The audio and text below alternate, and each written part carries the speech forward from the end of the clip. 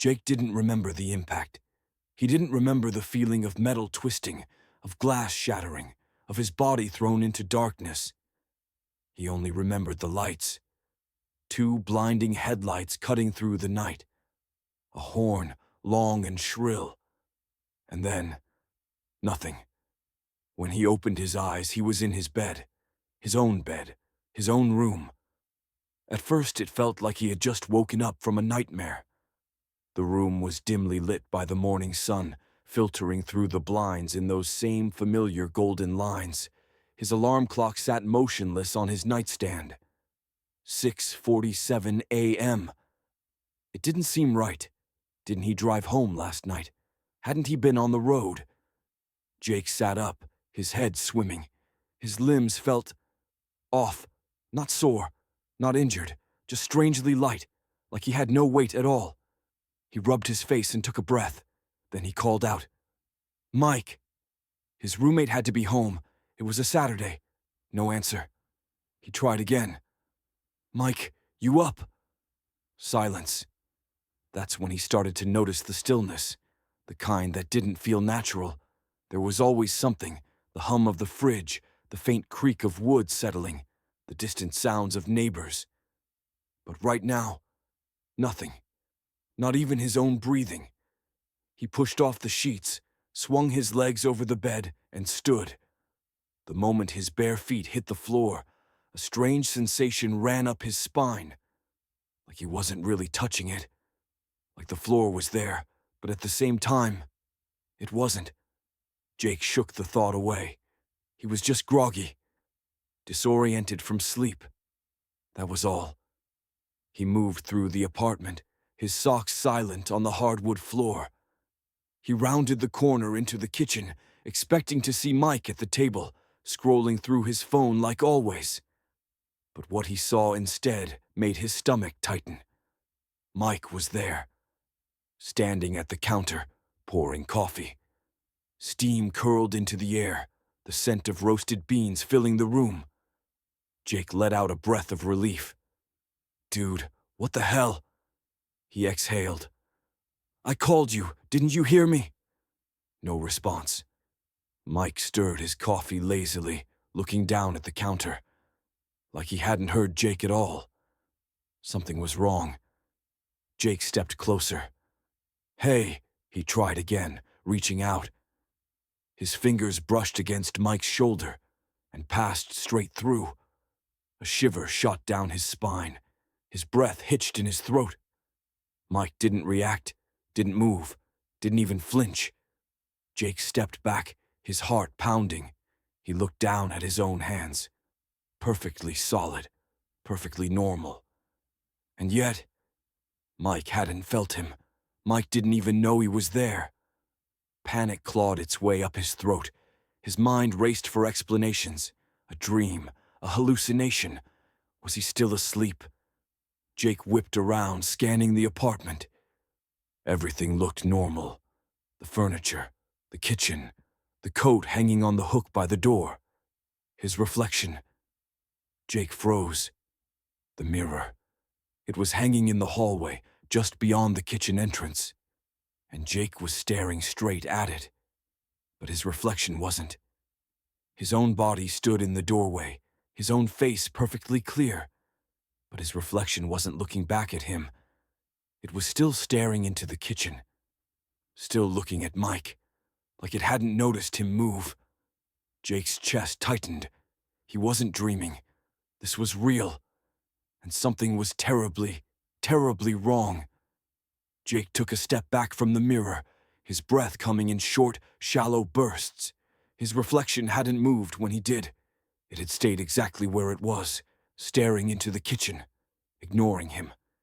He forced himself to breathe, steadying his hands. This wasn't real. It couldn't be. But the weight in his chest, the numbness in his fingertips, the way the air felt thicker, heavier, it all told him otherwise. Something was very, very wrong. He turned back to the kitchen. Mike was still there, sipping his coffee, scrolling his phone, completely unaware. Jake clenched his fists, stepping closer. "Mike, Please, his voice cracked. You have to see me. No reaction. Jake slammed his fist down on the counter. It passed straight through. His stomach lurched. This wasn't just being ignored. He wasn't just invisible. He wasn't here. Jake spun, heart hammering, stumbling into the living room. He grabbed a chair. His fingers brushed against it but didn't grip. It felt distant, like trying to hold something through a thick layer of ice. He couldn't touch anything, couldn't feel the textures of the world. He was weightless, a ghost. Number that wasn't possible. He was alive. His heart was still beating. He could still breathe. He was still here, wasn't he? Jake turned back to the mirror. His reflection was watching him now, its lips curled into a faint smirk. A chill ran down his spine. He stepped closer, staring into his own eyes, trying to find himself in them. But something felt off. His pupils were slightly too large. His skin looked stretched, like he had been worn out from the inside. Then, just as he leaned in, the reflection blinked. Jake didn't. His stomach dropped. His hands trembled. It was like something else was behind the glass. Not copying him, not reacting to him. Just watching, waiting. He staggered back, heart pounding, and turned away from the mirror. His mind screamed for a logical answer. A coma, a hallucination, a dream. None of it made sense. And then, on the third day, he realized he wasn't alone. At first, it was just a feeling, a slight shift in the air, the distant pressure of something unseen standing just behind him. Then, the sound started. Software distant. Footsteps. In his empty apartment. Whispers, slipping through the walls. That night as he lay in bed, staring at the ceiling, the whispers came closer, low, murmuring. And then, something sat down on the bed. The mattress dipped under an unseen weight. The sheets shifted. Jake froze. He didn't want to look, didn't want to see what was there. But he had to. He turned his head, slowly, carefully, and saw nothing. But the mattress was still pressed down, as if someone was sitting right next to him, watching, waiting. Then, from the darkness, a whisper, right beside his ear. You're not supposed to be here. Jake couldn't breathe. The whisper still lingered in his ears, curling around his thoughts like smoke. You're not supposed to be here. His body refused to move. His fingers clenched the sheets, but they barely felt real. The weight on the mattress hadn't shifted. Something was still there, watching him, waiting. Jake squeezed his eyes shut, forcing himself to think. He couldn't scream. No one would hear him. He couldn't run. He didn't know where to go. So, with a breath that barely made a sound, he did the only thing he could. He turned his head. Nothing. No one was there.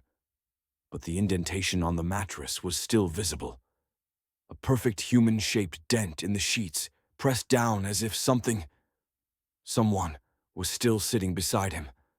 Jake's chest tightened. Don't react. Don't let it know you're afraid. But deep down, he knew. It already did. A sound came from the far side of the room. A soft scrape, like fabric dragging across the floor. Jake slowly sat up, his breath coming in shallow gasps. The dark corner near the window felt deeper than before, like the shadows had stretched, swallowing more of the room.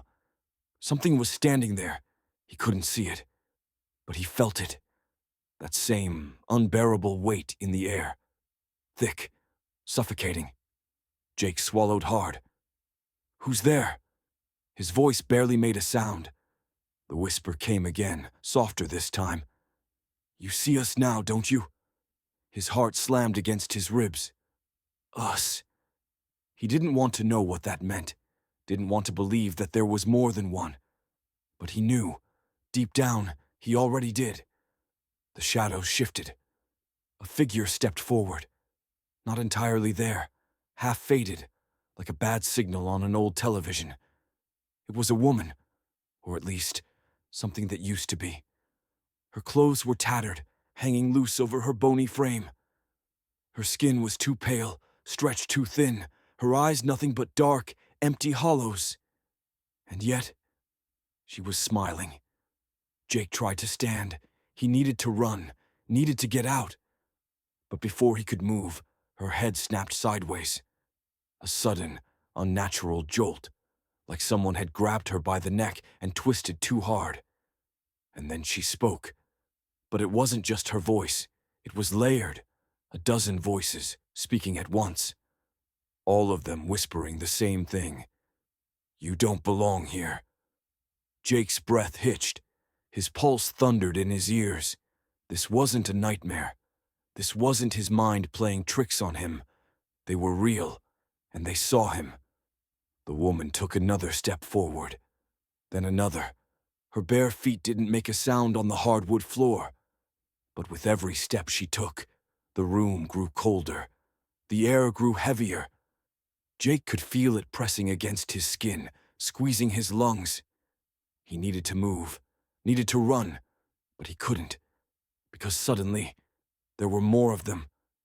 From the farthest corners of the room, shadows peeled away from the walls.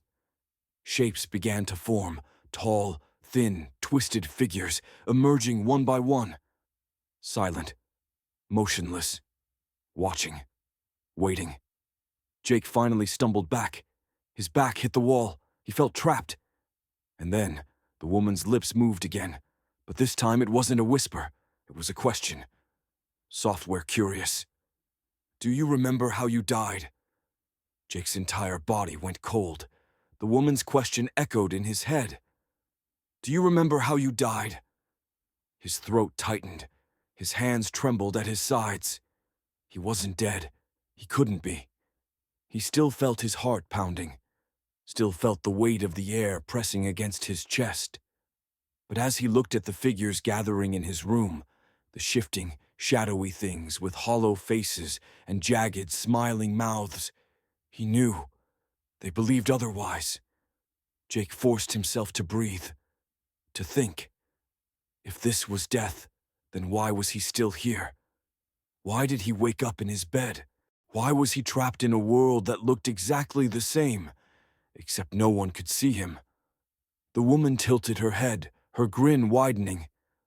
You don't remember, do you? Her voice was wrong, not just layered, but warped, like something had been using it for too long, like it wasn't hers anymore. Jake took a step back. His heel brushed against the door frame. He could run. He should run. But something in him knew. It wouldn't make a difference. They were everywhere. They had always been here. And now that they saw him, they weren't letting him go. The whispering grew louder, not from the woman, from the others. The shadows pressed closer, shifting against the walls like liquid darkness. Jake's pulse thundered in his ears, and then the mirror cracked. A thin fracture split the glass down the middle. And for the first time, Jake saw what they saw. Not his own reflection, not his own body, but a twisted, burned version of himself. Skin charred, eyes blackened. His shirt was stained with something dark. And his arms were covered in deep, jagged wounds. Jake's breath caught in his throat. He had never seen these injuries before, had never felt them. And yet, they were right there, staring back at him. The woman took another step forward. She lifted one hand, long, thin fingers ending in cracked nails. Her touch was so close now, hovering just above his chest. This is why you're here, she whispered. This is why you can't leave. Jake's heartbeat slowed, not because he wanted it to, but because something was pulling him under. The air felt heavier, thicker, like he was sinking into something deep, something endless. The figures around him moved closer, stretching taller. Their whispers melted into one. A single horrible chant. You don't belong. You don't belong. You don't belong. Jake clenched his fists. I don't belong to what? His voice was barely a whisper, but the figure stopped. The woman's smile faded. For the first time, she looked uncertain, like he had said something he wasn't supposed to. The whispering cut off. The weight on Jake's chest lifted, just slightly. And in the silence, something shifted. The mirror, the crack in the glass spread. Thin, jagged lines crawled outward like veins. Something was happening, something they didn't expect, and Jake realized he had just found a way out. The silence stretched through the room. Jake's breath came in short, ragged gasps. The whispering was gone, the figures frozen in place. But something was different. The mirror was cracking, and deep in his chest he felt it, a shift, a tiny flickering thread of something, pulling him back. The woman's expression had changed. No more smiles, no more eerie, knowing grins. For the first time since this nightmare began, she looked worried. "You shouldn't have seen that," she whispered, her voice quieter now. The others, the shadows clinging to the corners, the faceless things pressed against the walls. They had all stopped moving, like they were waiting, like they didn't know what would happen next. Jake took a step forward. His pulse thundered in his ears. The mirror was important. Somehow it was the key. He could feel it, that pull, that invisible force leading him closer. And the more the cracks spread, the more that force grew. He lifted his hand, pressed his fingers against the splintered glass. The reflection, that broken, burned version of himself, mimicked the movement, but its eyes had changed. They weren't hollow anymore. They weren't black voids sucking in the light. They were his real eyes, his real self. And in that moment, he understood. Jake wasn't dead. Not yet. He was somewhere in between. And the mirror, it was a door, a way back. Behind him, the whispering returned. But now, it was desperate. "Stay with us. You belong here. You don't want to go back." The figures moved again. The woman lunged forward, reaching for him. Her fingers, stretched thin, ending in cracked nails, grasped for his arm. "You were never meant to leave." Jake slammed his fist into the mirror. The glass shattered. A deafening crack rang through the room, and then the world turned inside out. Everything rushed backward. The whispers became screams. The shadows collapsed into themselves. The woman's face, twisted in fury, in something close to fear, was the last thing he saw before everything went white. Jake gasped awake. He was in a hospital bed. The beeping of monitors surrounded him, the weight of a breathing mask pressed against his face. His body felt heavy, real. And then, voices, familiar voices. Jake. His eyes flickered open. His mother, his brother, sitting at his bedside, tears in their eyes. He was back. He wanted to speak, wanted to ask how long he'd been gone. But before he could, something caught his eye. A mirror, hanging on the opposite wall. For a moment, his heart stopped. Because in the reflection, the woman was still standing behind him. And this time, she wasn't smiling.